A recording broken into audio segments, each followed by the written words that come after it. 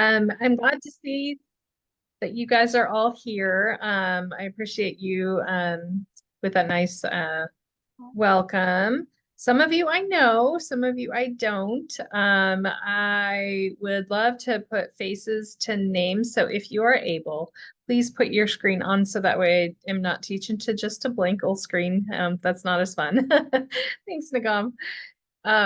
And hi there, guys. Okay, so technology is one of those things that I don't love, but I know I have to embrace more of.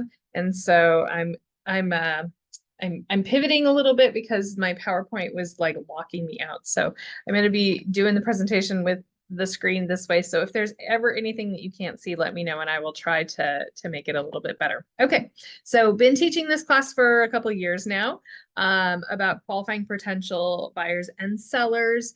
And this is definitely something that is super important.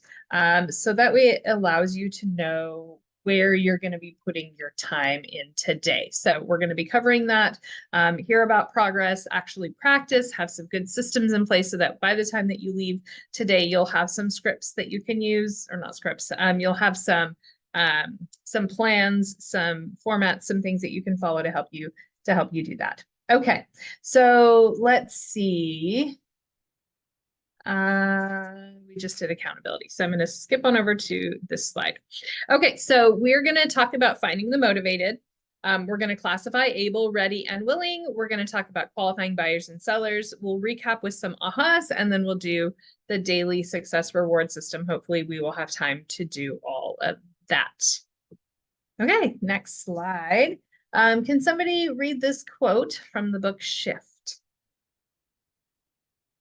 Your number one job as a real estate agent is to find ways to get in the path of motivated buyers and sellers. Thank you. Super, super important because this is literally the most important part of being a real estate agent is being able to put yourself in the path of motivated buyers and sellers. The motivated word is the key there because we can be in the path of a lot of buyers and sellers who would be happy to waste all of our time and energy, but they need to be able, ready, and willing to be able to buy and be motivated to do so.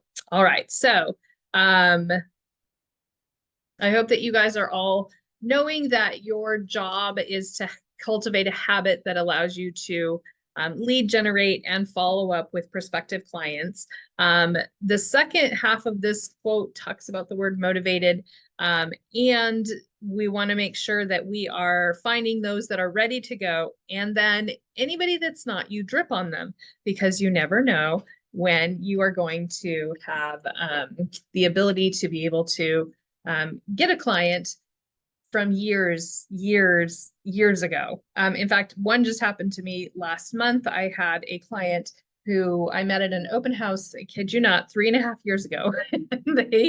they called and said, "Hey, you're our real estate agent. You helped us way back when, and we're ready to buy our next property." And I was like, "Great, I'm happy to help you. Let's do it." And they would not have known that I was a real estate agent if I hadn't had been dripping on them over the course of the last 3.5 years, because it will happen in your career that people are going to be noticing you and then moving forward with helping you with that. Okay, so let's talk about how to qualify those leads and then to find out how motivated they are to move forward. Okay, and so let's talk about finding the motivated. And if there's ever anything that you have questions about, please know that I'm not like here to just talk at you. I want this to be a dialogue. I want this to be a discussion, something that we can easily go back and forth with. So fair? Yeah? Feel free to chime in, raise your hand, let me know if you have any questions because I want you to leave here with value and something in your toolkit so that you can become a better agent. All right, so let's talk about some myth understandings, not misunderstandings, but myth understandings. When we're new to something, it's easy to be caught up in ideas or myth understandings that block our success. Those are called like limiting beliefs, right? So myth understandings are things that we believe about something that may not be true. They're just myths. So let's unblock those myths in our mind. And I want to ask you this question about lead generation. So that moving forward, you can feel better about doing lead generation. All right. So when I first started in the real estate business, there was a myth that I had that the only way to get business was to be picking up the phone and calling strangers. That was one of the myths that I held about getting real estate business.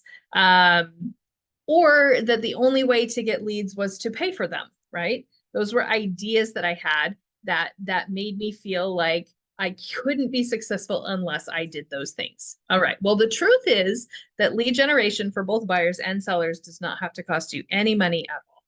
You can lead generate through the sphere. That's people that you know, through your referrals, people that know you and work with you and have sent you business.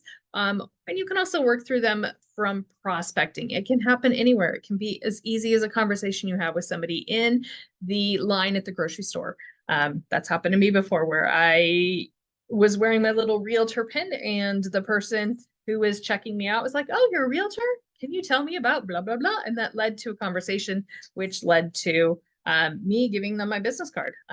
So it can happen anywhere if you are open to those ideas. Okay, so what are some of the beliefs that you currently hold about finding buyers and sellers that might be myths? What are some of your thoughts about that? Title companies, they can help. What about that? They can help us through farmers and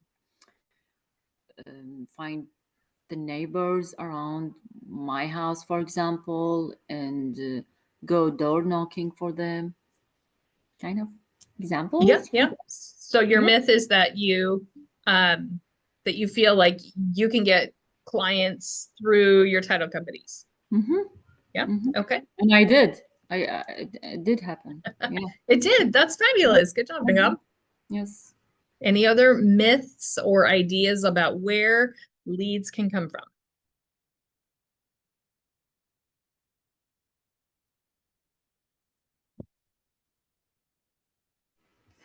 I did an event.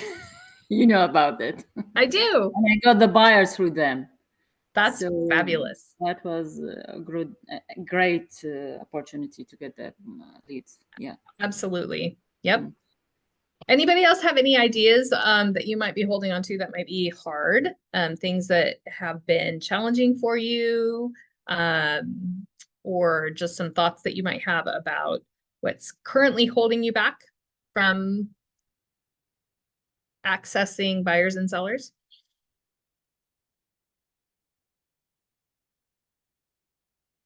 What about, "I'm no good talking to strangers"? Any of you felt that one? I have. Yeah, that's a myth. You just may not be good at talking to strangers because you haven't practiced. You don't know what to say yet. You don't know how to make it a comfortable, natural conversation. Yeah, I agree. Once I know what to say, I get a lot better at it. Yeah, definitely. And with time comes that practice, and you will feel a little more comfortable with it. I was amazed when I was first starting. I felt overwhelmed, and I was like, how am I ever going to be authentically knowing how to talk to people at an open house? Like, what can I possibly do?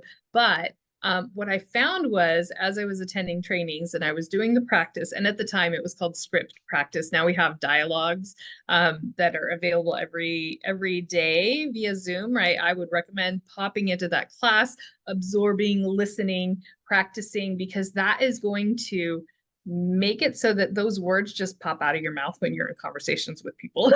Yeah, I'll definitely do that.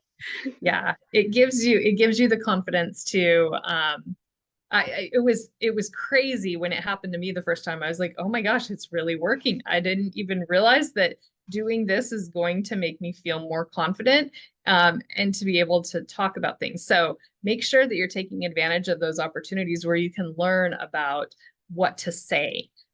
because those are really, really helpful. So we've got dialogue practice, anytime you have like a mastermind or a training, you're going to pick up on ways that other agents talk to their clients, and then you can steal that and use it and make it your own, and it's just going to make you a better agent. So Yeah, that makes a lot of sense. yeah, take advantage of those. What about you? Anybody on here have ideas about their age being a limiting factor on being successful as a realtor? I guess me too. But What, just being younger?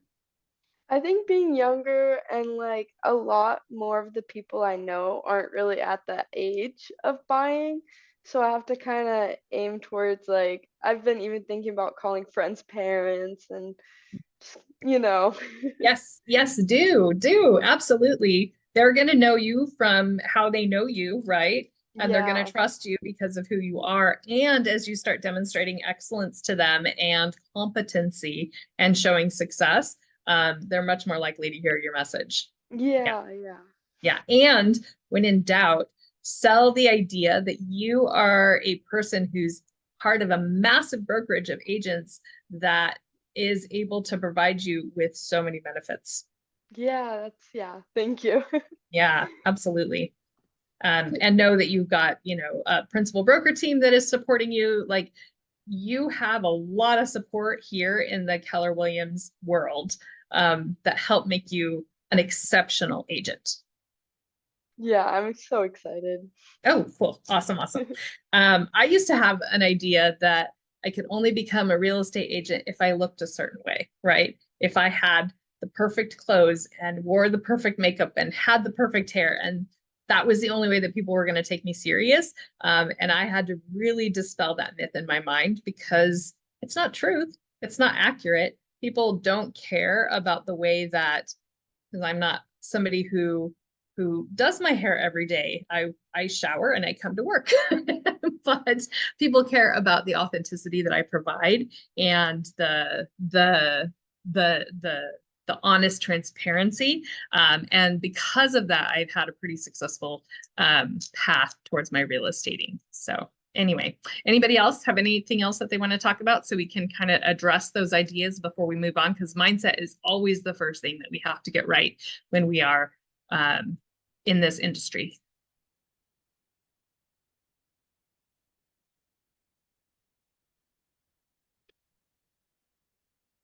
Nope, you guys good? Okay, I want us to look at this chart. Okay, this chart is from the National Association of Realtors, and they collect data every year on buyers and sellers' experiences with a real estate transaction. This table shows the results from 2021. What do these numbers tell us about where to find potential buyers?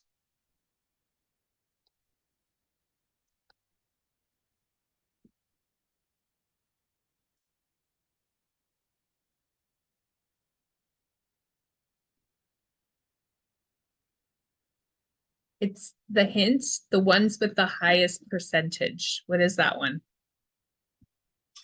Somebody shout it out. Can you see my screen? Yeah, referral from friends, neighbor, and relative. That's right. Most There one. it is. Mhm. That is how most buyers found their agent, was a referral from a friend, a neighbor, or a relative. How many of you have neighbors, friends, and relatives in your life? I would hope a lot of you, yes. Having that is super beneficial because when you have friends, relatives, and neighbors, you can automatically be their go-to person. If you are letting them know that you are their go-to person. Okay. That means you have to let them know, number one, that you're now a realtor. You have to let them know that you have expertise. You have to be providing them with value. You have to be doing the things that are going to cause them to want to trust you to give you the business of the people that they know and care about. So know that more buyers are finding their agents through referrals than from any other source. What's the second one? What's the second most common?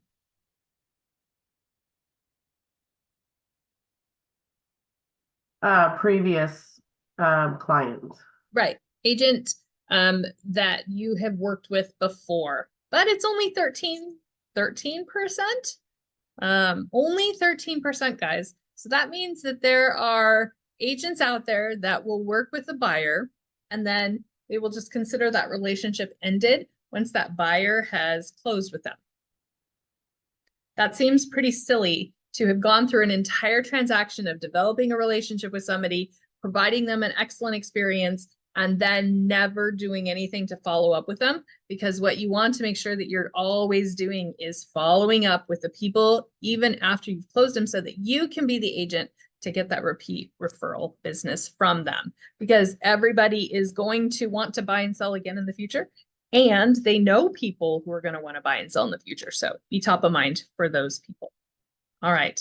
And it also talks about how listings can be leveraged to generate buyer leads. Like, for example, open houses or a for sale sign. Are there any methods of lead generation and follow-up that you guys have talked about in Ignite that help with finding buyers or how buyers find their agents?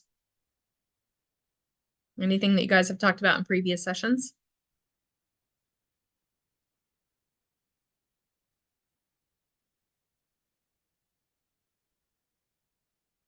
Nigam, you had mentioned having an event. Say your question exactly. Your question. What other methods of lead generation that you guys have talked about before in Ignite that help you, or that help you know how buyers find their agents? Well, several times. One of several things. One of the buyer I got through the referral of my friend. So that's mostly the referrals. I noticed that the referrals has a great impact on the agent. Oh, it certainly does. Yeah, and doing events, seminar, virtual meeting with people, that might help a lot getting lead generation. Yeah, absolutely. Excellent suggestion. Anyone else before we talk about a little thing or something else? You guys can always use the method when you're talking to people that you know, your sphere, using the Ford conversation, F-O-R-D. Do you remember what Ford stands for? You're asking specific questions. F for family, O for occupation, R for, I don't remember the R. I believe R has to do with their things that they like to do. What's the word though? Recreation. Recreation, that's right. And then D for dreams. Their dreams. Yeah, when you follow those FORD conversations, that really helps you to express interest in them, because people love to talk about themselves, right? And your job as an agent is to draw them out of themselves so that they feel more comfortable talking about themselves, and so that you can get down to the dreams so that you can provide them the value to reach those dreams. Yep. Okay, and then you guys, I think, already did an open house one. Is that correct? I know. Yeah. And then using social media. Social media is pretty big too. Any of you are active on social media? I would hope it's a great way of developing your credibility as an agent, sharing your successes, sharing your I've seen people do like a day in the life of a realtor. Like some people don't know. You can join in and go to like a broker tour, or you can, post things on your social media that let the people in your life know who've already friended you that you are an agent of expertise. If interest rates go down, you're like, boom, hey, guess what? This week, guys, interest rates are at blah, blah, blah. Or you can let them know if there's any news that is coming out. You just be that forefront, that area of expertise for them. Okay, let's move on to the next slide, because the next one is about sellers and how sellers found their agent. So taking a look at the same data, but this time from the selling side. What do these numbers tell us about where to find potential sellers?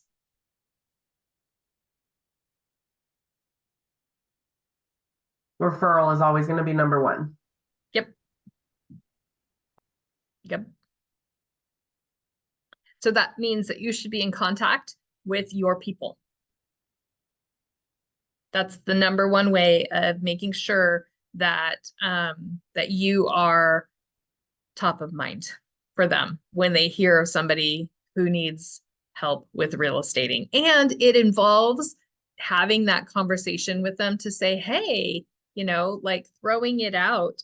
I am always looking for referrals. You know, is there anybody in your life that you know that needs help with buying, selling, or investing in real estate? Actually asking that question. Don't just assume that they're going to be on the lookout for you. You have to be proactive and ask them that. Just find a way to work it in to all your conversations. If they ask you, what's going on in your life? You're like, well, I'm so glad you asked. I'm doing real estate and I'm always open for any kind of like, if you know anybody who can help with buying, selling, or investing, because here's my goal for the year. And then you tell them what your goal for the year is, or, you know, you just work it into conversations, and that is going to be something that's going to be really valuable for you. Okay. Let's see. Anything else that's different? What's the next most common thing about how sellers found their agent?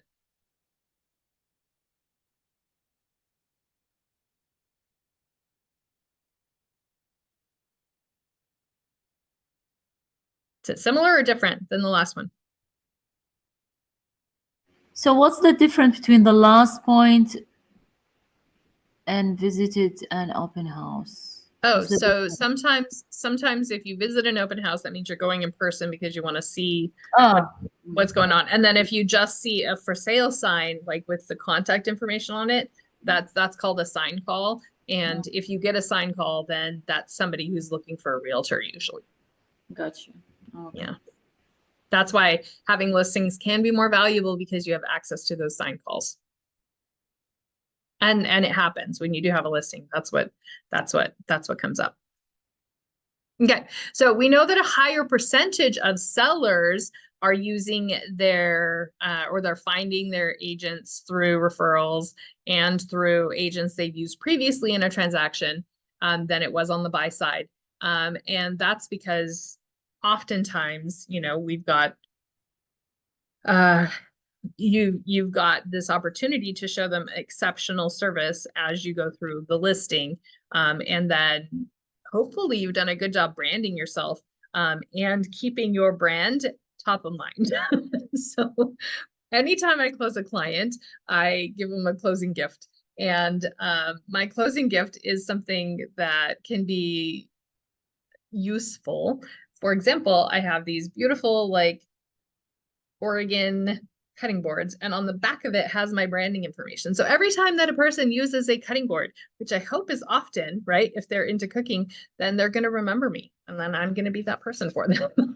I mean, you can also do it with Cutco knives. I heard that's a really good way of doing it. You can get your branding information onto it. And the other advantage of doing it that way is that there's not a limit when you claim your taxes, right? It's a marketing expense instead of a client gift, because client gift claims can only be $25, which is not much.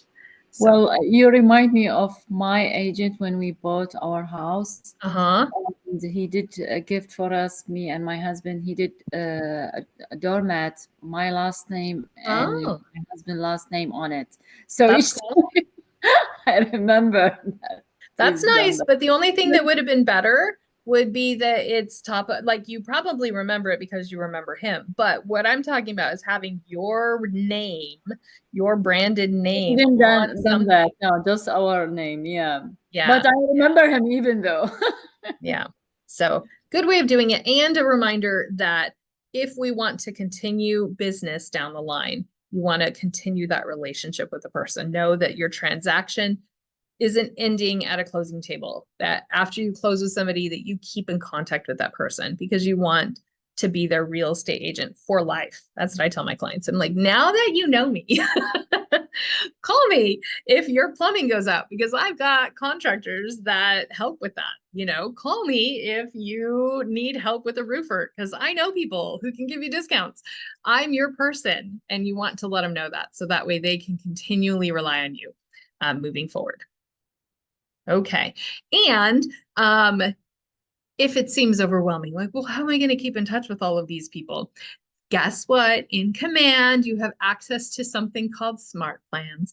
And Smart Plans are pretty awesome. They allow you to reach out to your people on a regular basis. That's systematized, that's automated, and is usually up to 36 times a year. That's what they say is the bare minimum. If that seems like a lot and you're like, oh my gosh, it's not. Smart Plans are actually a really good way of reaching out to the people that are in your life. In fact, I would recommend, you can write this down, it's a little freebie for you right now, going and adding all of your family members, friends, moms, like for you, Nisha, all of those friends, parents, that you need to get them signed up on the monthly neighborhood nurture. You have their names, you have their address, and what that does is every month it's automatically going to be sending them a email that allows them to look at what's going on in their neighborhood. And everybody's curious about what's being available in their neighborhood. So it's called the monthly neighborhood nurture. You should do it for everybody, even if they don't live in town. I have a lot of family that live in other places. My parents live in Arizona and they get my monthly neighborhood nurture. Yeah, And I get I'll calls like, Mom, or she's like, my mom calls and she's like, hey, I just got your email today. Did you know? And I'm like, no, I didn't, but she assumes that I did. Okay, what were you going to say, Nisha? I was gonna say I'm writing that down and I'll definitely do that. Monthly neighborhood nurtures are a lifesaver because every month that's an email that goes out. It's automated. You don't have to, like, you set it, you forget it, it's done. And that's 12 touches right there. Boom. So it's a win. All right. Let's move on to the next slide. Oh, there it is. We have a model and a system for everything here in Keller Williams. Really, we're big into systems because we want you to be able to focus on the things that matter, that are going to bring you business. And then everything else, we want it to be so automated that you don't have to put a lot of thought and things into. So we have things like leads and contacts and opportunities. And that's this little part in Command where the little handshake thingy is going on right there. And an opportunity helps you keep track of your potential deals and or the deals that you're in transaction for to help you move through the sales pipeline. And when you are in that section, it's best practice to put your A, your B, and your C potential clients into the opportunities pipeline to track their progress and keeps them top of mind for you too. Okay, so you can, when you open up your Command and you go to that little handshake guide, that's where you're going to be able to track where they are. And this is where it starts for getting paid once you're under contract. And we all want to get paid, right? You don't want to just be doing this real estate thing for nothing. You want to be able to do it. So opportunities allows you to see what's happening and go from there. So I hope you guys are all familiar with how to do opportunities. If you're not, twice a month, I know the principal broker team provides a training on how to get paid. It's called Command Basics. And so if you ever want to go on to that class, it will walk you through how to do opportunities until you get paid. So very, very beneficial. Next slide. Aha, it's because in the saying it back, it's cementing it in our brains. So go ahead and tell me, do you have anything that was powerful or meaningful from what we just talked about? Takeaways.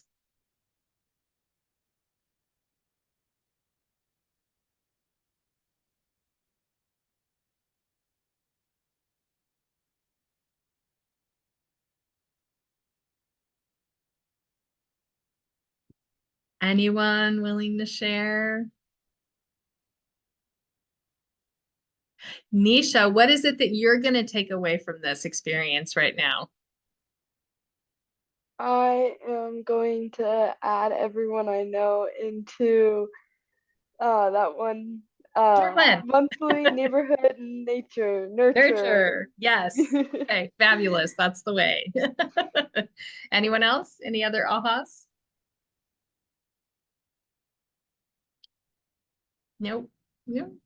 Okay. All right. Next section then. We're going to now classify able, ready, and willing. So I have another quote, and I'm going to pick on another person. Lori, will you please read to us the quote? Wait, didn't you read it last time? No. Okay, well then go ahead and read it for us this time. Focus becomes increasingly possible in direct proportion to how clear you are about what you want, when you want it, and what you must do to get it. Very good. How many of you have heard the phrase ready, willing, and able? Yeah, pretty common phrase in lots of different contexts, but in real estate, we think about the order a little bit differently. So what we want to do and be able to do is to think about able, ready, and willing in that order. We say able, ready, willing. And we start with able. Why do you think we do that? Well, I think it means able legally and financially transaction now Mm-hmm. to do all the financial stuff. Mm-hmm. Mhm. Because you're in the midst of that part right now, right, Nagam? You have buyers that are ready. You have Two. buyers that are willing, but are they able yet? Two sets of buyers that are ready and willing, but they're not able yet, right? Yeah, Because yes, you're so, trying to get them through the financial component of it. Exactly. So, Yeah. yep. So we always have to start with able, because all leads and contacts, they have potential, but they're not going to close on a home next month. Some contacts may not be able to buy or sell at that time. So they may need to save some money for a down payment or work on their credit to be able to get a mortgage, or the seller might not be able to sell because they don't have all the rights to the property, or they're in the middle of a divorce, or because there's a lien on the property, or because da da da da da da da da. So we always start with able so that we can devote the right amount of time to the resources for each potential client based on the needs that they have and where they are, because we want to meet their needs where they are. So the first C in the WI4C2TES is that the customer always comes first. Okay, so we want to make sure that we are focusing on our customer being ready, willing, or able, ready, and willing. All right, so the quote that is up on the screen right now is from the Millionaire Real Estate Agent. And it doesn't just apply to us as agent, it applies to everybody.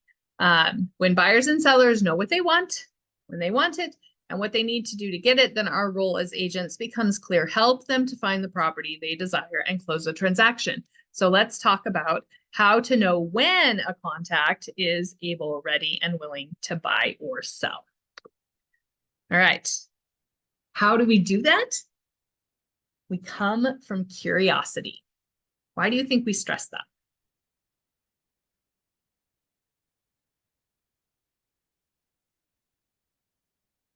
I'm sorry, say the question again. Why do you think that we need to come from curiosity when we're trying to find out if a client is able, ready, or willing?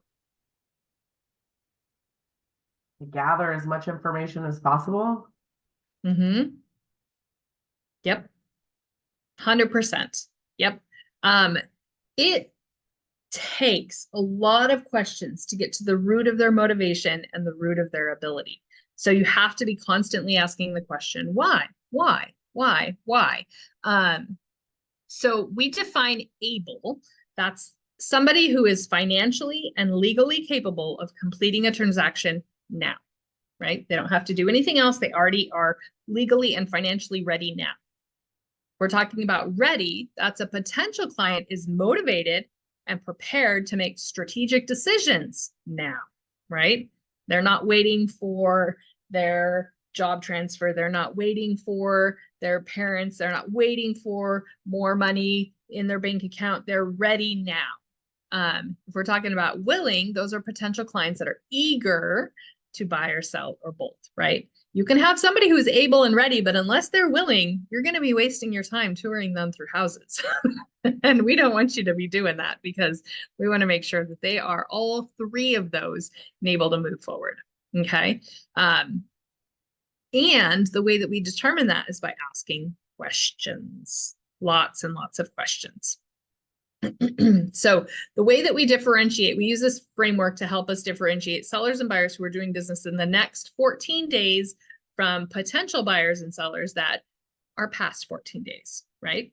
The most amount of time that you should be spending on somebody are those A clients, those that are ready, willing, or able, ready and willing between now and 14 days. That's it, right? Those should be your primary focus. They're your A clients.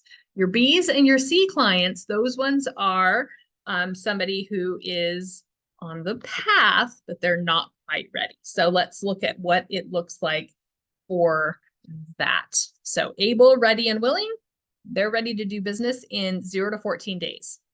The B buyers and sellers, they're able, ready, and willing to do it in 15 to 60 days. And your C buyers are able, ready, and willing 2 months out.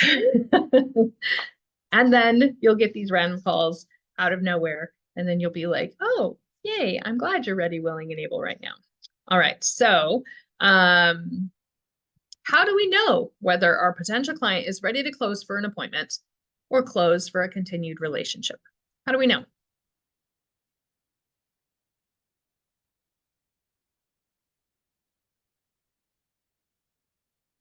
What are some ideas that can help you figure out how to get them or how to get you the knowledge that they're ready? Through the conversation, gathering Yeah. all the information, questions, and then Yeah. we'll figure out if whether they are ready or not. For sure, for sure. A Yeah. big key is like questions about timelines, I find. So the timeline for when you want to be what is the timeline for when you want to be in the house, right? Moved in, right? Start from there, ask that question. Great. So what that looks like if you're end of October, well, then that means that it takes about 30 days to get or once you're under contract, and it takes about 30 days to find a property. So at the very latest, we should start looking in August, right? That's how you would go through that question. Now, are you okay to start looking in August, or do you want to start looking now? That's the next question. Then go a little bit deeper. If we did find the perfect property now, would you be ready to be moved in prior to that October date? Oh yeah, I would be. And so you just delve a little bit deeper into finding out what their motivation is and why they're wanting what they're wanting. Okay. So our number one goal is to secure an appointment and close with a signed buyer's agreement or a signed listing agreement. That's your goal when you're dealing with your A clients, those that are ready to go right away. Our B buyers and our sellers are either unable, not ready, or not willing right now, but they may be motivated, but something needs to happen first. So our goal with the B buyers and sellers is to follow up with frequency and intensity using touch plans or MOFRs. MOFRs are make offer for immediate response, MOFIRS. That is attractive and that elicits a response for them. So what you want to do with your B buyers are find out what the obstacle is and then meet that need. If the obstacle is that they need to get a pre-approval letter from a lender, then guess what you're doing? You're sending them a list of lenders to say, hey, and then you call the lender and say, hey, I have these clients can you call them so that you guys are both working on being available for them? If the issue is that they have a low credit score, then guess what your job is to get them in touch with a credit repair company, right? So that it gives them tips and clues on how to do that. Like whatever the obstacle is, you need to be the provider of overcoming that obstacle because that's providing value. And then they're going to see you as indispensable to the process. Make sense? Yeah, Lottie? Okay. And then your C buyers, those are the ones that have no immediate need to transact. These are perfect candidates for long-term nurtures and 36 touch plans so that you can then focus on spending your time and effort and energy on your A's and B's. And then your C clients, we call it dripping on them. Just drip, beep, beep, incessantly, often, strategically, systematically, and that's where your smart plans come into play big time.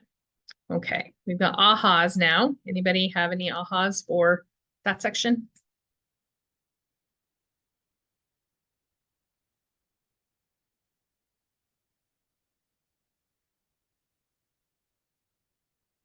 Oh, you guys are a really quiet group. Is it I always this quiet? I can't think of anything right now, but I have an appointment at 2, so I have to leave.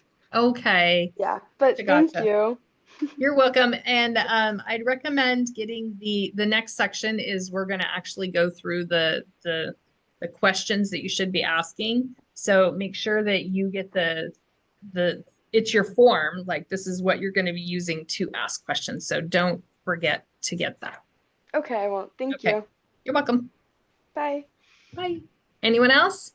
Well, I came to the fact that in basically all people are willing.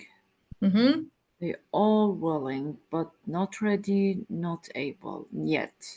Yeah, But that's you true. know, so we have to figure out the last 2 points. Yes. You do. Yeah. And sometimes that's being creative. Your escrow company is going to be a really good resource, like Nagant was mentioning earlier. They are great people to reach out to because when you have listings, you're going to be giving your business to them. So you should be, as newer agents, reaching out to your title companies and sitting down with the title representative and saying, hey, what are some things that what are some services that you offer to clients that I can provide to them, right? And then like there's some mortgage calculators that exist for them. There are tools that are sent to listings that they will let you know about. So your title company is a great reference for you. And it also develops a relationship on a professional setting in that way too. So I'd recommend doing that. Well, through my event that I did, I noticed that most of the attendants, they they didn't have any idea that they can find out there is a mortgage calculator through Mhm. Google, through they don't have this, Yeah. they never thought that they can find it easily. They Mhm. thought that only the lender or the agent can find out. So Yeah. So why not be that person to provide that value to that agent, right? mhm, Say, yeah, hey, did you know? Here's this. yes. That way, when you see a house and what it's cost, then you just fill in the details and it will They were automatically. so surprised and as if, what? Really? And if That's they're first time home buyers who live in this area, they're going to be like, oh, this is comparable to what I'm already paying in rent. mhm, mhm. Mm-hmm. Mm-hmm. Yeah, big deal. All right, let's go to the next slide. Now let's talk about qualifying buyers and sellers. So when we are qualifying buyers and sellers, we use something called a buyer lead sheet and a pre-listing questionnaire. All right.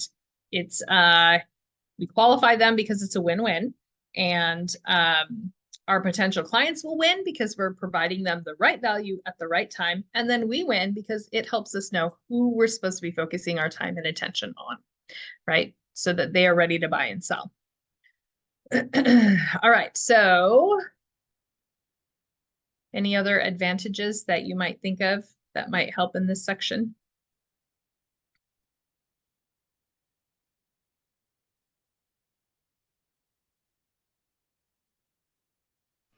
Well, I have something to add that get pre-approval. I think it's the most important thing than the other things that might come after that. 100%. And they people don't know how much it would take to get the pre-approval, Mm-hmm. and they need to be educated about that. Yep. It must be But it would be pre-qualification, right? Not pre-approval. You can do either. Pre-qualification is going to be a little bit more in depth, but a pre-approval is adequate for you to write an offer on a house. Gotcha. Okay. And explaining the difference to your buyers is a big deal, right? Because they may not know the difference between a pre-qualification or a pre-approval. Can you explain what's the difference? Yeah, a pre-approval just means that tentatively, when a lender looks at the data that you provided them, which is usually just verbal data, that they're like, oh yeah, based on what you've said, then you are most likely to qualify for this house. Yes. A pre-qualification means that it's already been submitted. documentation has already been looked at by an underwriter. So it's much more firm and official. Gotcha. Yeah. Okay. Yeah.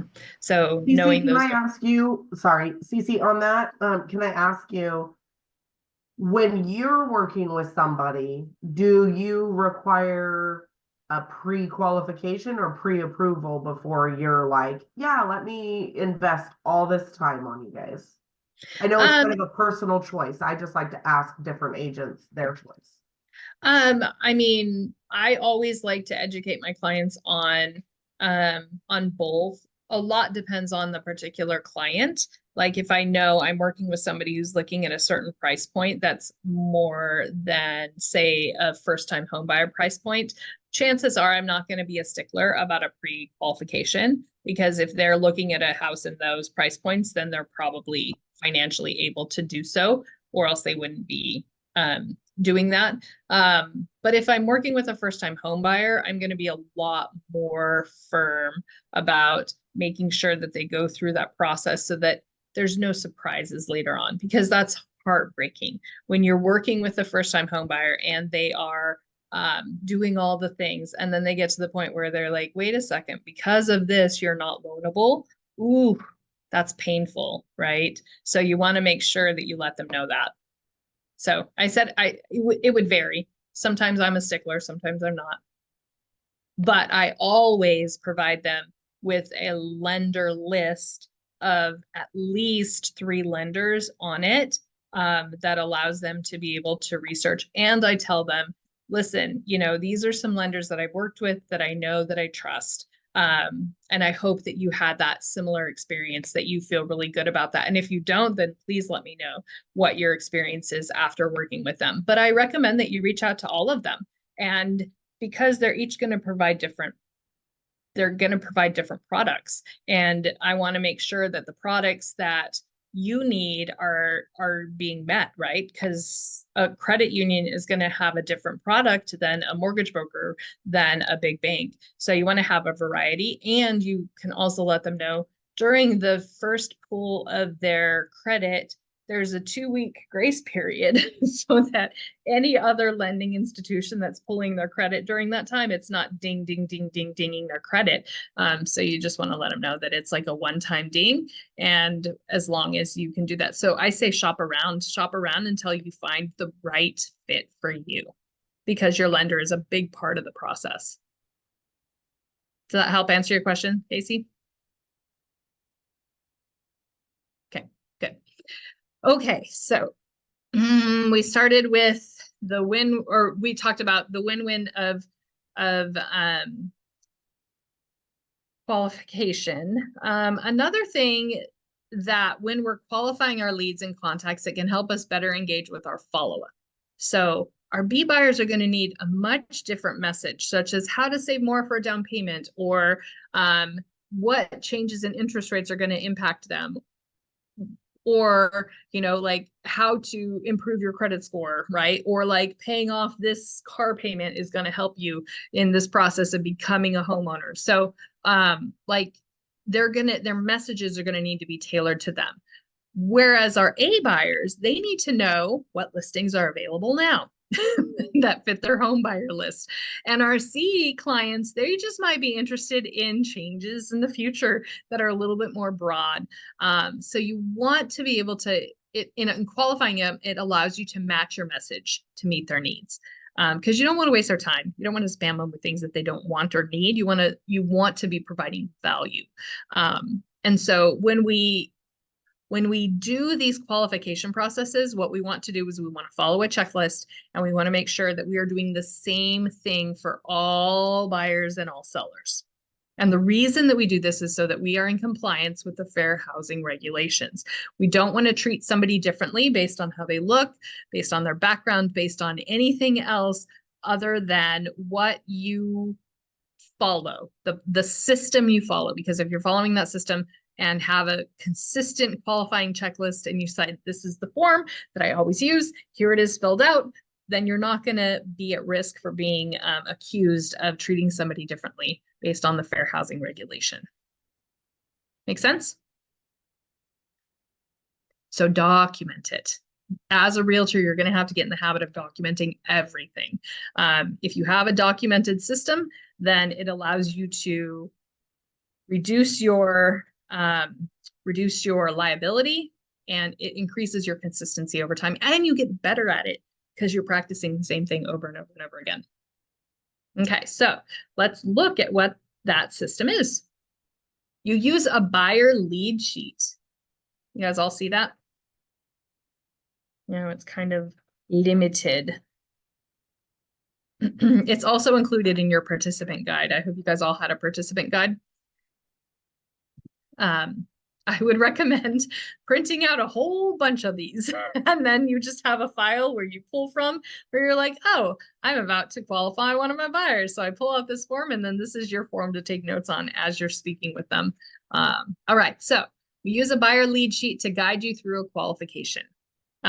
Anybody want to volunteer with me? Stacy, can I ask a question? Of course. Where do we find these at? So this is included in your participation guide you got through Ignite. There you go. Thanks for holding that up, Casey. If you don't have that, reach out to Mara and she'll be able to email it to you. Okay, yeah, I don't have it. Okay.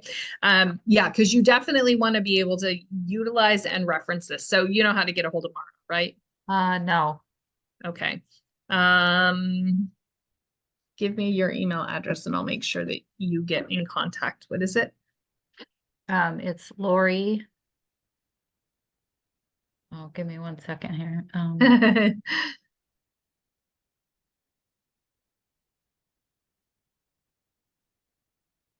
I could put Mara's email in the chat if that works. Oh yeah, that would be fabulous. Yes, please. It's Lori at the -pbg.com. Okay. Lori at pbg.com -pbg.com. Lori at The -pbg. Okay. Yeah. Okay. Thanks for putting her email in the chat. I don't have it memorized off the top of my head, and I'm not using my normal computer, so it won't come up. Sadness. Okay. All right. Anybody want to be my volunteer? Casey, you want to be willing?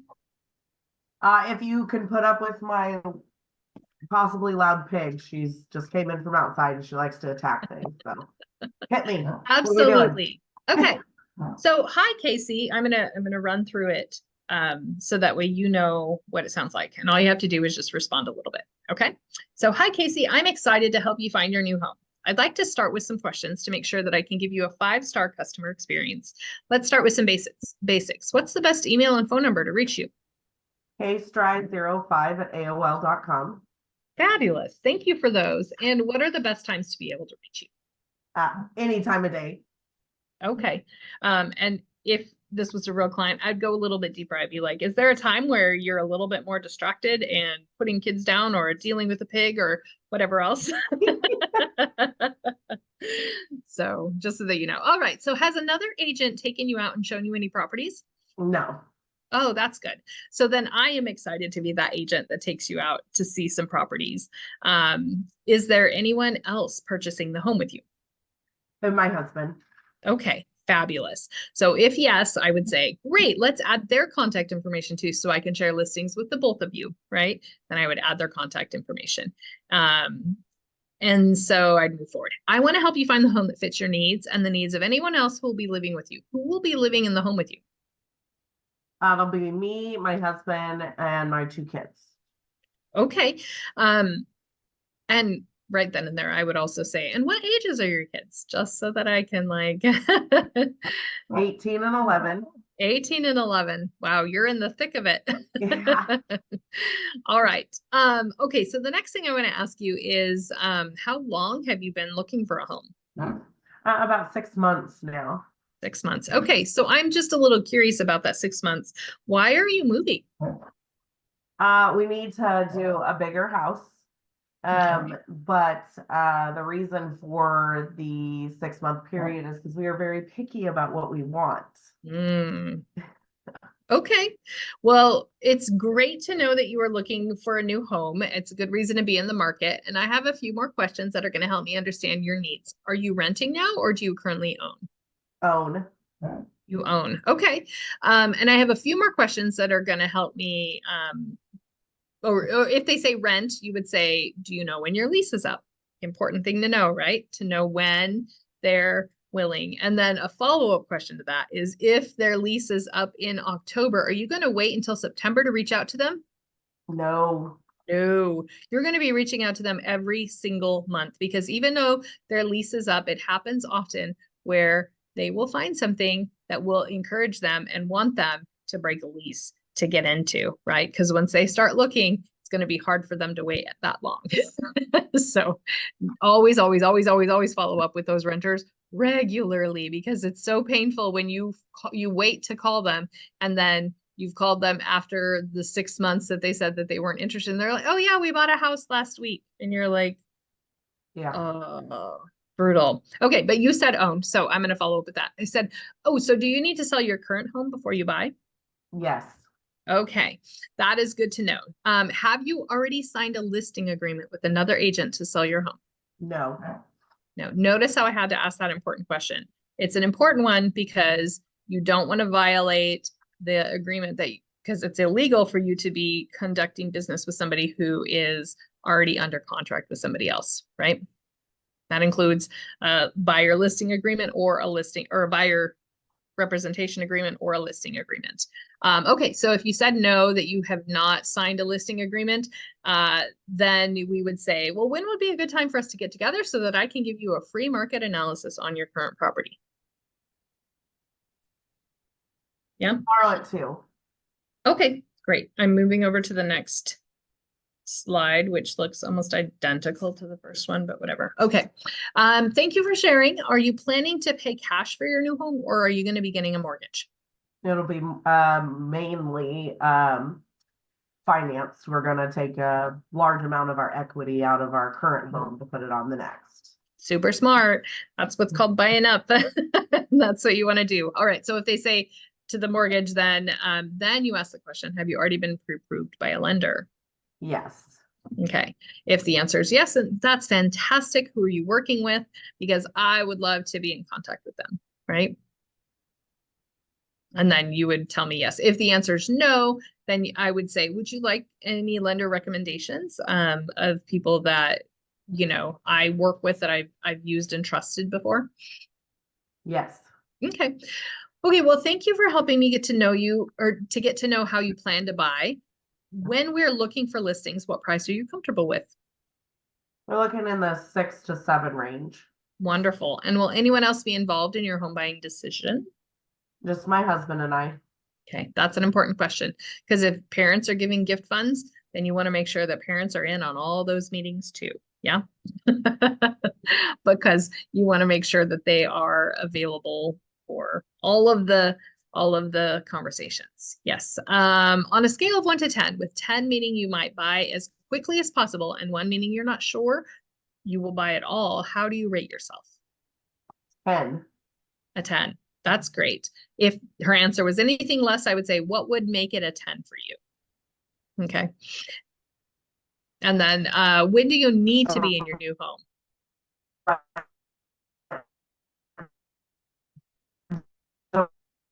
Right.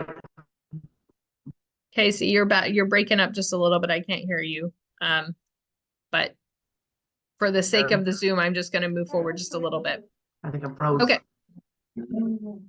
All right. I'm excited to help you buy a home. In order to help you find the perfect home, all we need to do is set up an appointment so that I can help you get to your home in time. What is better for you, Wednesday at 2 or Friday at 9?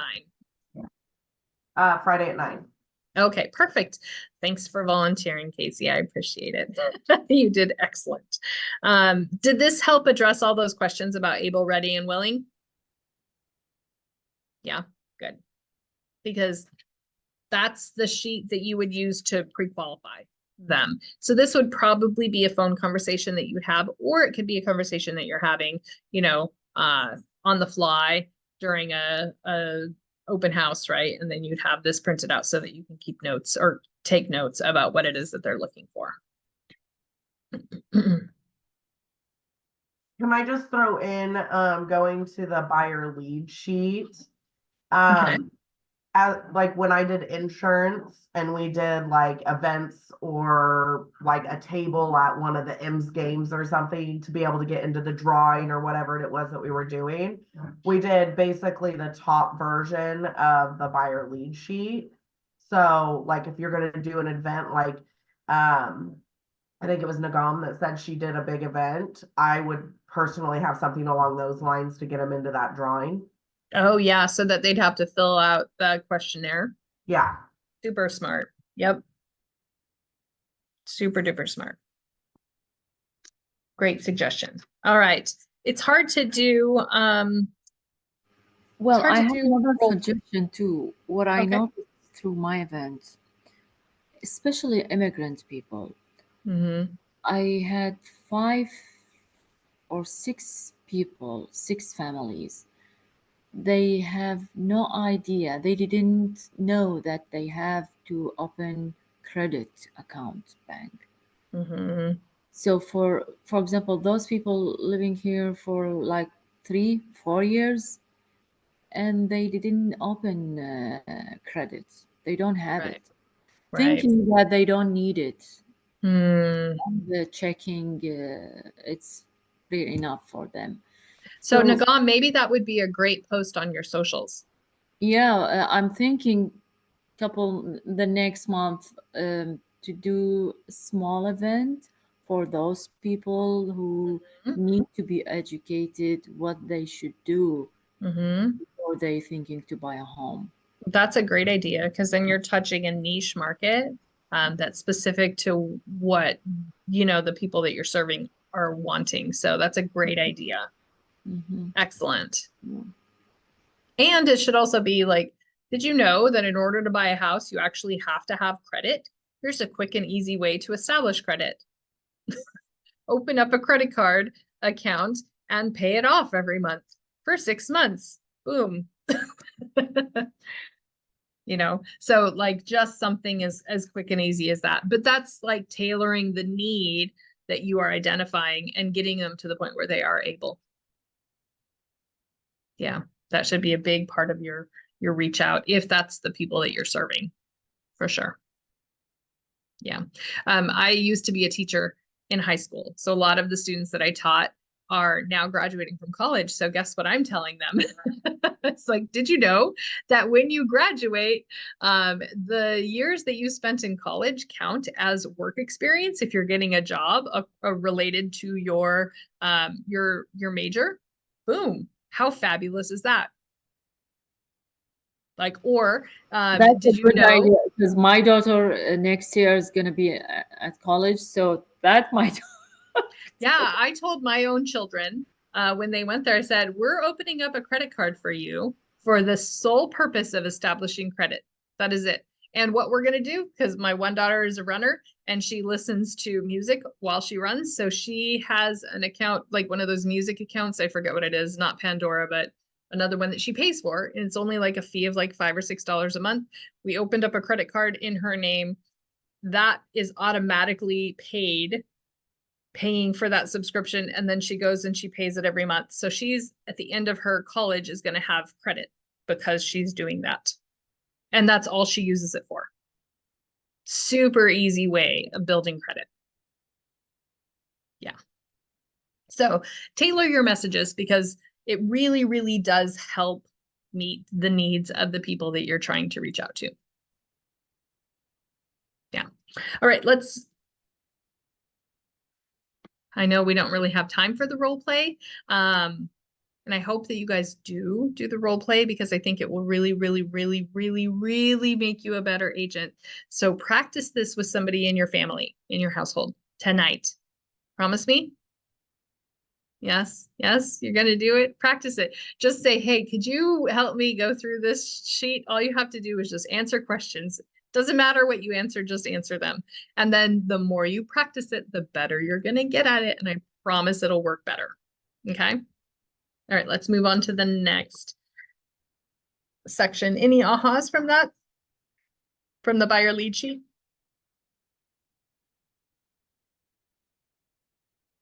I have to say for me personally was is anybody else going to be involved? I mean, obviously like the husband and the wife, right? Or spouses, whatever. But if the parents are gifting, I personally, if I was going to give my kids tens of thousands or whatever, I might Yeah. personally want a little bit of say in that myself. So Yep. that's a big takeaway for me. Mhm. Huge. Yep. I was touring clients and I didn't realize how big of a deal it was that the mother, because she was staying in the mother, like they needed a room on the main. And we got under contract and then she got into the house and she walked the main level and she's like, I can't live here. Okay. End of transaction right then. I was like, oh, 101. I should have had her there when we were touring. Like, duh. Like, that is definitely something that should have happened. Yep. Well, I have one of the question for the buyer. I'm afraid to ask actually. Why? Oh, yeah. The question is why you want to buy now, Mm-hmm. especially for my case. My client, I feel that he has other option than buying a house. Why? Because he needs a lot of things to be qualified. Mm-hmm. I told you their case, the Yeah. seniors people, Yeah. and Yeah. well, I'm afraid to. I asked them already, but before that, I was scared to ask them why now you want to buy this house, as if I'm plant seeds on their mind that it's not the right time to buy. Why? Because to be honest, I feel that they need time to buy, not now. Okay. Between me and myself, why we don't need to be rushed. But Mm-hmm. I should I tell them these words? Should I I mean, brief them? what you need to be telling them is that, the best time to buy a house is now or 10 years ago, right? So the sooner we can get you into a house, the better. Yeah, So let's yeah, talk about what is preventing you from getting into a house, and then we'll hit those obstacles when we come to it. That would be a better way of saying it, yeah. right? Because then you're addressing the fact that there are obstacles, that it is a little bit more challenging.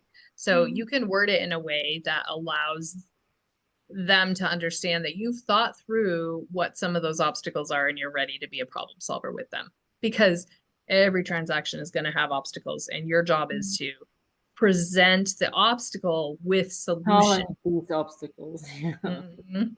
Always obstacles, always things that you're going to need to do. Yes. Yeah. But yeah, I wouldn't be afraid of asking them the question. I mean, that allows you to get into their motivation and their reasoning why. Like, I love that I would say, I love that you guys want to get into a house right now, but what precipitated it? Why is it now a priority for you? Oh, okay. And then you're going to get to the heart of the motivation, right? Maybe they're realizing that they can't sustainably do rent forever. Mm-hmm. And they, yeah. Maybe they're realizing something, like there's other things that could be at the heart of it, that allows you to get what they need. Maybe they just got a windfall of cash, right? From a parent who passed, and now they're more in a financial situation where they can do that. Like, you're not going to know until you start asking these questions. Okay. Yes. Okay. All right. Let's talk about touch plans. All right. Communicating with your database is important, because everybody is a future transaction that you're going to need to stay in touch with. So we use those touch plans to help nurture that relationship. And when you get into the session 14, when they talk about win the buyer, they'll go more in depth about this, but it's really a good idea to get it in your brain. These touch plans that say, to connect with somebody, you want to call them once a quarter. You want to have a monthly email, newsletter, marketing report, video, something that happens. That's a smart plan in command. 2 touches where you're sending them something in the mail or stopping by their house and giving them something. 1 touch to an event, which is a great way of rewarding your people. And that's just to connect, right? If you're going to do the 36 to convert, you're talking about 4 touches for a call, 26 for bi-weekly email information. That's your monthly neighborhood nurture. That's your email newsletter, 2 touches for events or parties, or 4 touches throughout the year. that I do pop buys, where you just pop by their house and you give them something. And I like to make mine with puns. And so this last time I gave them wrapping paper and a thing of tape and bow and labels for Christmas time. And I said, helping you wrap up your year. And so that was what I provided. So I do something like that once a quarter, generally speaking. And then a high value relationship is, it just helps them know that you're there for them and keeps you top of mind, because that's the whole hope and all of that. Okay, so let's talk about qualifying sellers. When we are qualifying sellers with a pre-listing questionnaire, that helps us to build relationships with 6 connecting questions that classify our potential sellers as A, Bs, or Cs. So let's go through and look at what that packet is. This is the seller packet. All right, Nagam, I'm going to pick on you for this one. Will you be my volunteer? Yes. Okay, thank you. All right, we're going to start. Hey, Nagam, I'd like to take about 5 minutes of your time to just ask you some important questions that are going to help me provide you with the best service. So let's start by making sure I have your correct contact information. Your phone number and email, is that the best way to reach you? Yes, sure. Yeah. Okay, perfect. What is the address of the home that you're interested in selling? Yeah, 6903 Renfield Street. Yeah. Thank you. That's the first thing that I need to start on your marketing analysis. I just have a few more questions, starting with, how did you hear about me? Well, I have a friend. She recommended me to reach Oh, you. what is your friend's name? Money. Bonnie. Oh, I'm going to make sure to send her a thank you card, because that's really important. I always reward my referrals. Good. Drop She that loves in you there, really right? That way you're setting the stage to say, hey, if you're going to give me a referral in the future, you're going to get rewarded too, right? Like, anyway, you do that throughout the transaction. Always mention your need for referrals throughout the whole transaction, and your need for 5-star reviews. Always say 5-star reviews, not just reviews, but 5-star reviews. Yeah. Okay. Back to the questionnaire though. May I shift to focus a bit more on you? Where are you planning to move to? I'm planning to move to Texas. Texas. Okay. That's far away. Mhm. But what is motivating you to make that move now? Well, my husband found a job there, Okay. better job. So, yeah, and we So have it's a job transfer. yes, and we Yeah. have a friend there. They also advise us to move there. Oh, that's fun. So you do have people in the area that you know. Yeah. At this point, I would probably also pop in there, just be like, hey, I have agents that I know in Texas. Would you like me to get you in touch with them? So that way. Awesome. That would be great. Yeah. Okay, perfect. But how soon do you need to be there? In summer? The summer. Would June, July, August? Does it matter? Yeah, when the school ends. Before school starts? So once school's over? Yeah. Yeah. Okay. Gotcha. All right. So thank you for sharing those details. If we sell your home in the next 30 days, will that pose a challenge for you or anyone in the household? No, I'm good with Well, that. you did just tell me that you were going to be needing to wait until school's over. So if we did sell your home quickly and your kids needed to move before the school year, is that going to be a problem for you? No, I told you I have friends there, so no, Perfect. it's fine with us to move there. Okay, that sounds great.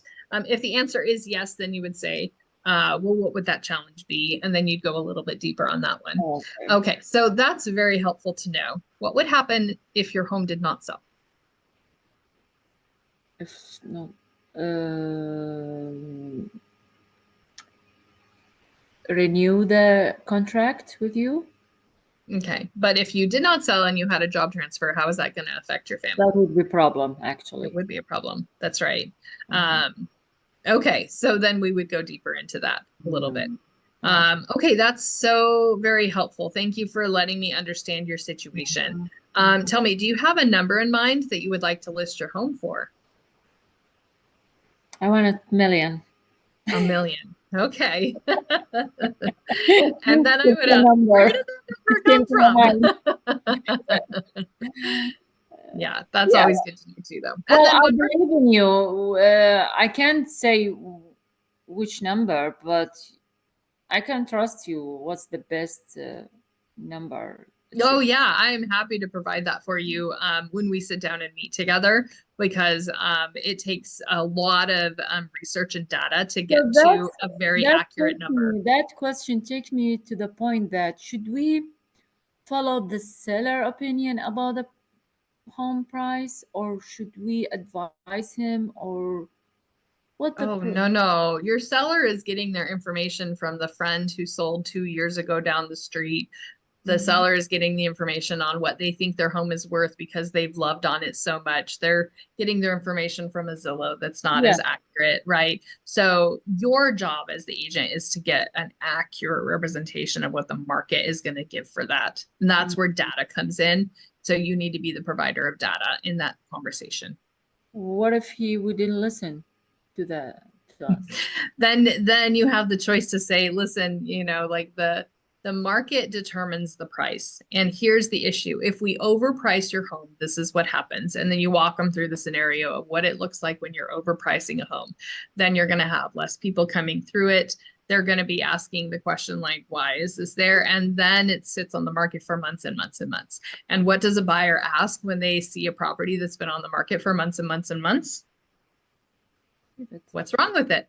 Of course, they're going to want to know what's wrong with it, because when they see a property that has been on the market for months and months and months, you don't want them to be asking that question about your house, right? And they're also more likely to say, well, it's been on the property, or it's been on the market for months and months and months, so I don't need to write a full offer. I can write it for less. You walk the seller through that process, and they say, but if we price it competitively, if we price it well, what's going to happen is that you're going to have a lot of people who will see the value in it, and the likelihood of it going above what you're asking for is much higher, and you'll sell it much quicker. It's this weird psychological thing that happens with buyers. Okay. Yeah. Okay. And then if they say, well, we still want to try it this way, be like, listen, I have seen this play out many times. and if you want to try it that way, we could try it that way for a week. But then after a week, we'll try to price it at the price that I recommended and see if that makes a difference, right? Or if they're just so adamant, like, no, my home is worth $1.5 million, and you're like, no, it's worth 900. Like, huge difference. Maybe I'm not the realtor to represent you on this one, because my goal is to get the home sold for you. Okay. Good advice. Yeah. Okay, so back to the role playing though, because we still have a couple more things on that one. Okay, so one more question about the home. How much do you owe on the property currently? How much do you owe on the property currently? 150. Oh, okay. All right. So I'll be sending you a packet of information within the next day. Will you take a few minutes to review it before we meet? Yeah, sure. Fabulous. So speaking of meeting, which is better for you, Wednesday at 9 or Thursday at 2? Thursday at 2. Okay, perfect. Do you have any questions before we meet? I don't think so. No, for now. Well, all the decision makers be there on Wednesday or Thursday at 2 or 4, whatever we said. I forgot. I did. We're just pretending anyway, right? Yeah. So will all the decision makers be there at that appointment? Yeah. Fabulous. Okay. So I look forward to meeting you on Thursday at 2. Have a fantastic day. You too as well. Okay. Yeah. So that conversation should be really quick. It's a pre-qualification or pre-listing questionnaire just to give you answers to some of the things. Some of those big answers would be like, how much do they think the home is worth, right? That's going to give you a clue as to what they're thinking on it. You're going to make sure that all decision makers are there. You're going to make sure that you know what their motivation is. Like, so these questions are really, really helpful to get you down to the nitty gritty. Should I, when I ask him how much you think this house would be, should I be prepared that this house, how much it's worth? 100%. You never go into a listing appointment without having done massive amounts of research. Okay. You have to have a complete CMA. You're going to be providing them with comps of what sold, what hasn't sold. You're going to be going through an entire presentation, which is really in depth, because they need to see the data, and your job is to provide them with that data. And when he tell me how much it's worth. I mean, the seller. Should I object with him or should Not at first? that time. Not at Not- that time. What you're going to do is you're just going to hear them. You'll write it down so that way you know what they're thinking.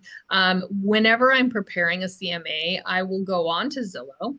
I will go on to Redfin. I will go on to RPR. I will go on to it used to be HomeSnap and look at all of those platforms and see what their home is valued at, because those are all available to them, right? And I write them down. Like, here's what Zillow is, blah, blah, blah, blah, blah. And then here's the comps that I created based on my research as a real estate expert. My question, are all the agents do that? I hope so. You'd be Oh, pretty foolish if you're approaching a listing presentation without having, well, you're by law required to provide a CMA, right? To a seller. Like, that's one of the documents you have to submit when you do have a listing. So you want to make sure that you're submitting how you determined what the listing price I was. have to give him proof. You have to give them proof. Exactly My right. opinion. And these no were- seller is going to take your word for it. They're going to want to see the data, and the data is going to speak louder than your words will. Yes, definitely. Yeah. And even then, sometimes the data won't speak well. And maybe that's not the person you need to be working with, Yeah. because what happens when your name is on a sign for a whole year without it being sold? That's brutal. And you're like, yeah, exactly. So So Cece, have you turned down a listing because you could not have, like, I don't know, I'm just throwing numbers out. You're like, oh, I think this should be at like 450 based on this information. And they're like, no, we want 550 or something wild. And Yeah. you I had, to answer your question, no, I have not. Do I wish that I had past having a really, really bad and negative experience? Absolutely. I wish I would have listened to the advice that was given by those agents that knew what they were talking about. I should have fired the clients that I was working with within the first month of me working with them.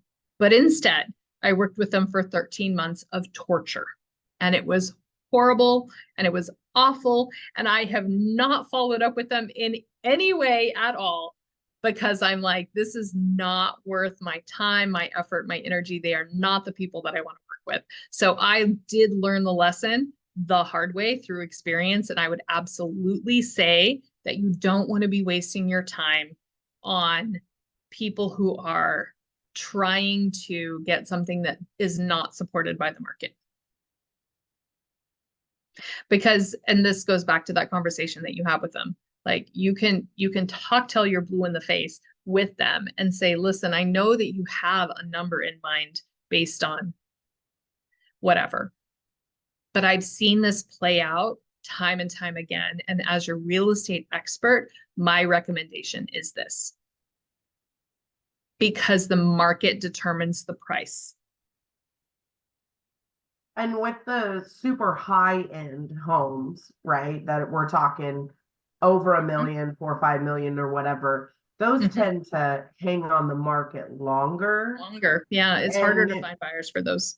Yeah, so would you definitely like prepare them like, oh yeah, Mhm. we can agree this is a $5 million piece of property, Mhm. and you would try to prepare them to understand there's a small margin of buyers in this. Yep.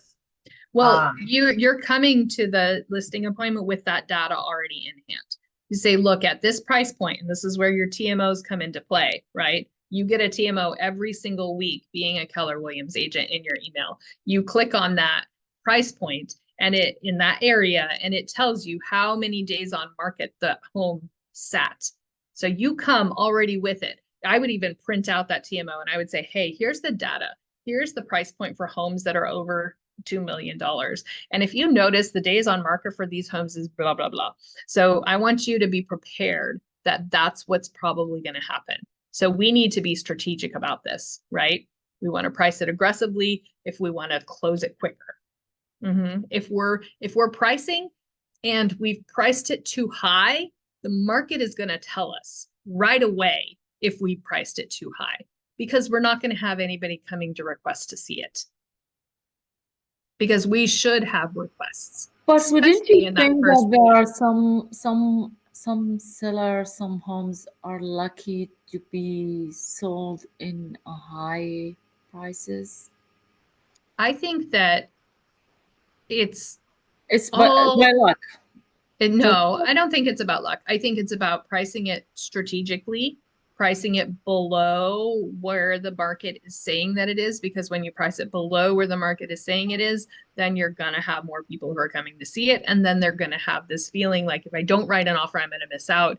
You're gonna get multiple offers in, and that's what's gonna feed that energy to bring the price up. It's psychology, and it's backwards than what you think, because with home prices, it works the opposite way. If you price it too high, then it's not the value is not perceived to be there. If you price it too low, the value is perceived to be there and people want it. yeah. Yeah. Did that answer your question? And you too, Casey, going through that? Yeah. You're going to be heading off a lot of the concerns when you're sitting in that buyer consultation or that seller listing appointment, when you are setting the expectations of what it's going to look like, right? All of those conversations should be part of what you're having when you are setting the stage for it. Yeah. Okay. So that's like the meat of everything that I was going to be presenting to you guys. Do you have any questions or ahas? Just in general, every class I take just tells me how much the real estate agent I used to purchase my first home and then sell it and buy this one. I use the same agent every time. She literally followed everything to the T. And I mean, besides the fact that she's just an amazing person, I Mhm. loved her. Like Mhm. she said, we should price your house at this. And within 8 days of hitting the market, full price offer. Done. Mhm. I mean, and that made me just love her that much more. You know what I mean? In Yep. fact, we had to go stay at my uncle's for 2 months because, like, You sold it too quickly. yeah, because we were still in the middle of buying this house. And so instead of saying, oh, well, contingent on this, that, or the other, we just were like, just as a backup, can we just crash at your place for whatever amount of time? And I was like, yeah, whatever. And then we were there for 2 months before this one closed. So I'm so glad that you said that, Casey, because real estate is something that is not terribly complicated. There's a system and a way of doing it. And once you know what that system is, it makes it pretty easy to follow the path, right? Like knowing that your agent was doing the steps, you can repeat that pattern when you're meeting with somebody else. Because think about this, a normal average person is going to probably move 2 or 3 times in their lifetime with big chunks of time in between it. They're not going to be an expert on how to buy, sell, or invest in real estate, but you guys are. And so your job is to provide the pathway for your clients in a systematized way, the same every time, that's going to give them the confidence that you know what you're doing, because you do. You know more than a normal layman who has bought and sold just a few times in their life. Because you know you're here, you're training, you're up to date on all the things, like you're the expert. And that's going to serve you really, really, really, really, really well in the long run. Yeah. Any So other ahas? yeah, another question. Okay. Speaking of Casey's agent, she's speaking about her. Wouldn't that, if the house being sold very quickly, wouldn't that give a feeling to the seller that this price is set in a very cheap rate because it's being sold very quickly? I can tell you in the market that it was at that point, that everything was going quickly, but not quite that quickly. It was within like 2 to 3 weeks of hitting the market.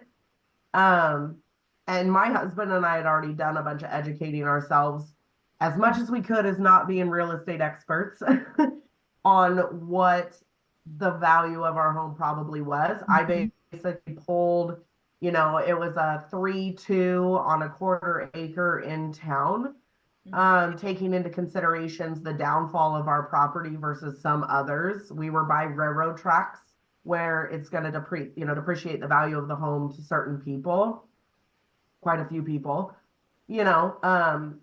The neighborhood was, I don't want to say bad, but it definitely wasn't like the best.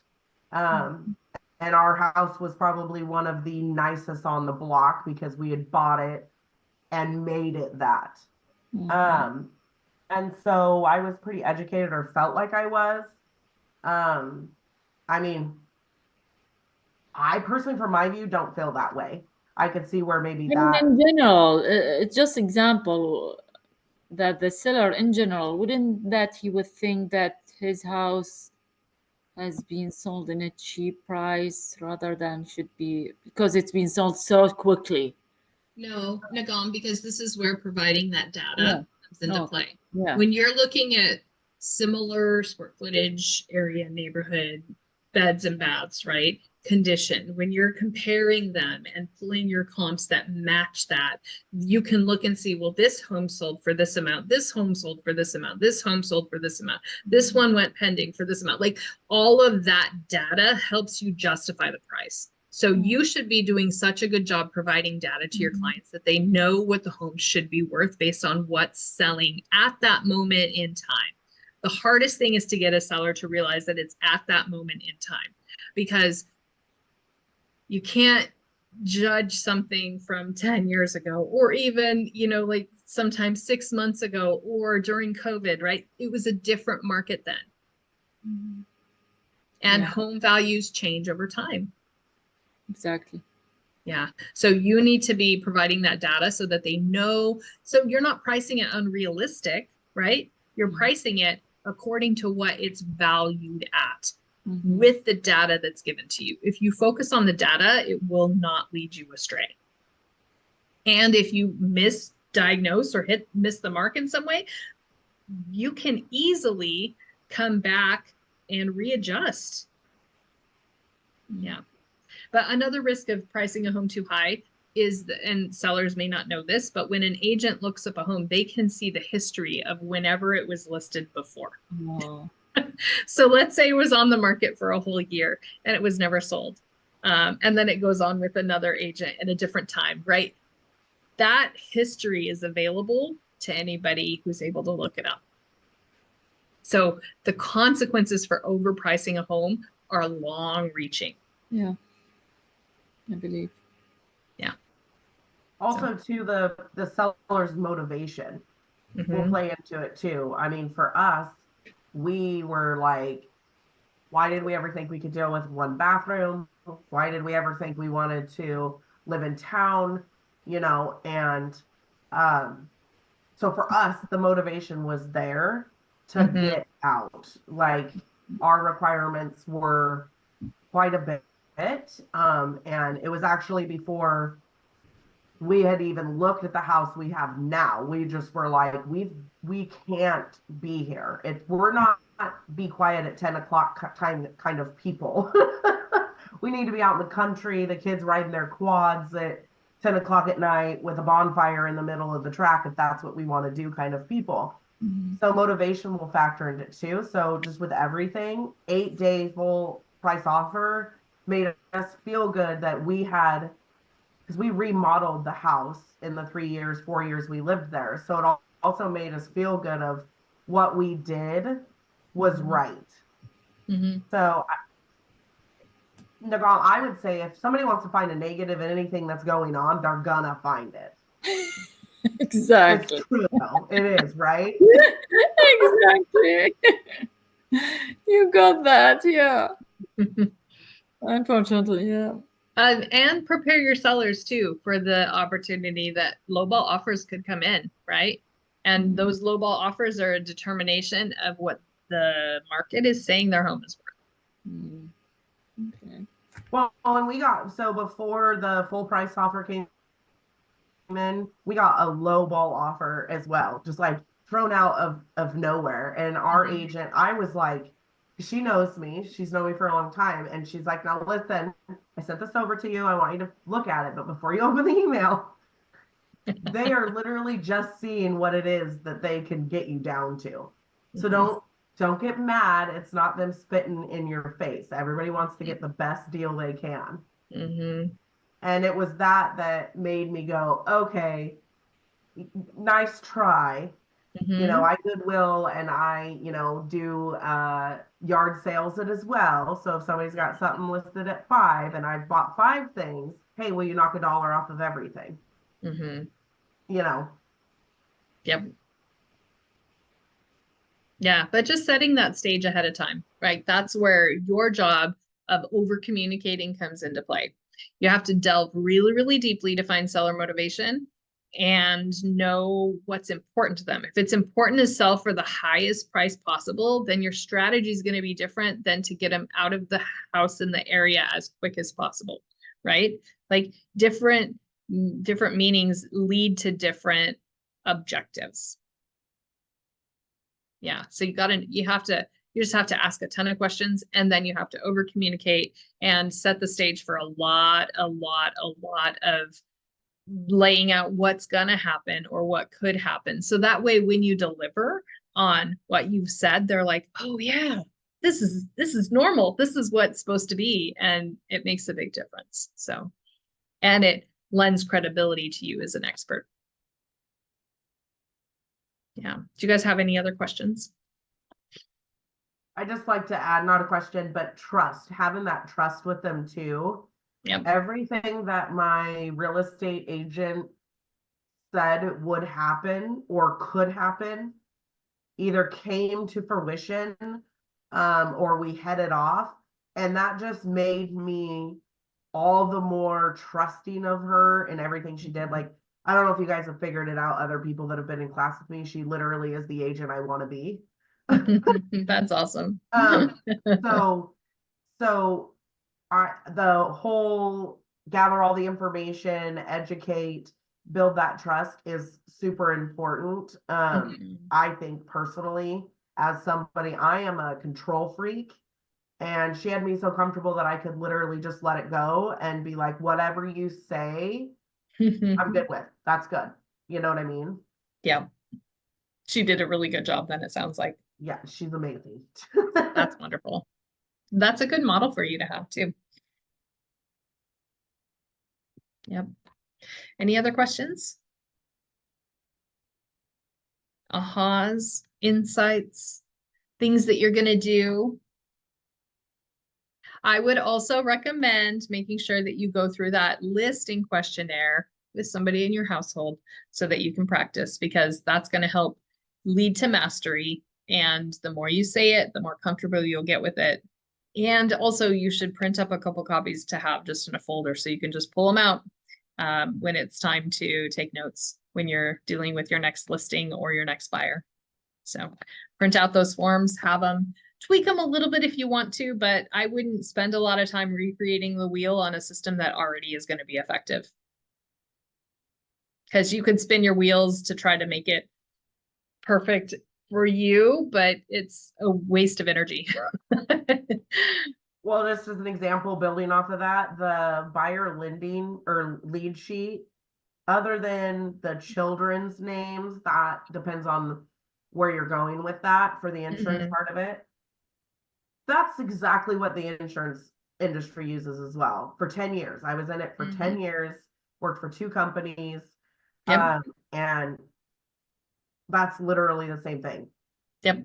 I mean, you could even take it so far as to, like, if you want to know what type of candy is their favorite, ask that question, because then the next time you go on a buyer tour with them, you can whip out the almond joy that you know is their favorite, and then you just become their favorite person because you're giving them candy and you are like being an amazing agent. So like, so you can tweak it a little bit, but I wouldn't recommend spending a ton of time doing that. I would just print it and go. I mean, it's done for you.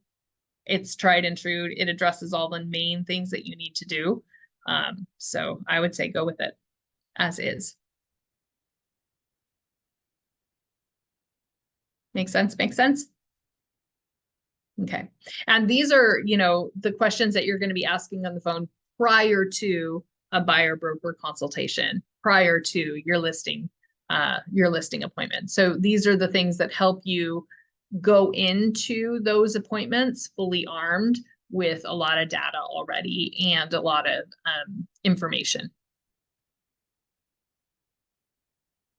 Okay, that's everything. I think you guys are going to be amazing agents. I really, really, really do. Thank you, Cece. I appreciate it. This was a fun class. Oh, good. I'm glad you liked it. Thanks for participating. And turning your screens on and being faces that I can see. It's nice to see you guys. And I look forward to meeting you maybe in person. Casey, which market center are you out of? I'm out of Roseburg. Ah, so you're Southern. Okay. Yeah, Gotcha. yeah. And Gotcha, you were in Eugene? No, I'm actually up in Portland. Oh, So- Aloha, that's right. I apologize. I do remember That's that, but that was like Yeah, 2 I'm hours up ago in now. the Sunset Corridor office, but I'm also a reviewing principal broker. So if you have principal broker questions, you might get a hold of me if I'm the broker on call for that weekend. Okay.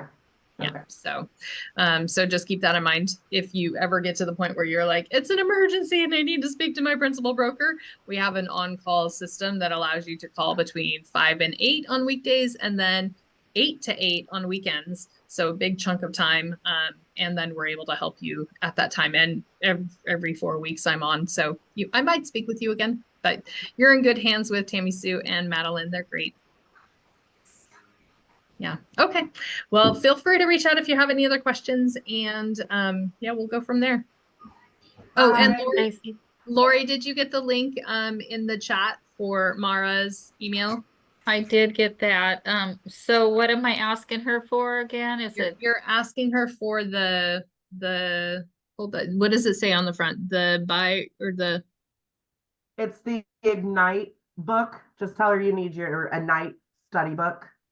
Okay, yeah, I don't know. When I got a hold of her telling her I didn't have mine, she said there should be one at my office in Roseburg. So what I would do, you can get a hold of Mara, but ultimately Mara's like, yeah, there should be one at the office for you. But what I did is the next time I was down in at the office, I just said, hey, there's supposed to be an Ignite book for me, and the agents in there knew exactly what I was talking about. Okay, And they were like, yeah, let me grab it for you. And Yeah. they just went and grabbed it. and Okay. Lori, you can go to Adriana and just say, hey, can you email me the digital version too? And she'll get it to you. okay. Yeah. Okay, that would be great. Okay, I'll do that today. Okay. Yeah. Okay. All right. All right. All right. Thank you. Bye, What's up, guys? Bye. later. Thanks.